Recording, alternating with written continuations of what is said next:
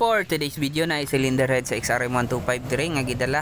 Build upan daw nato ning kaning pahak sa kilid niya.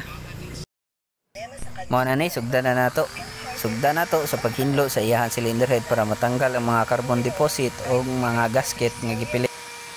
Human nato mahinloan gamit ang wire brush o barina at uwan na pud siyang pahiran og acetone. Ang gamit aning acetone para mawala gyud tong mga extra nga oil nga nipilit paghapon sa iyaha kay medyo gahi man to tanggalon, so gigamitan nato siya og acetone. Dire nagsugod na ta og welding, hinahinay lang tag build up ani. Ang ato ang gigamit ani para mag-build up kay aluminum TIG welding. Dili puday nato ni diretso biglaon og welding kay naamgoy possibility pag mainit ug maayo ang iyang head mangluag tong mga valve seat niya o masunog ang mga valve seal. Nani siya nahuman na nato welding, nabildapan na nato. Sila na lang daw bahala magpa-replace ani. Salamat mga boss.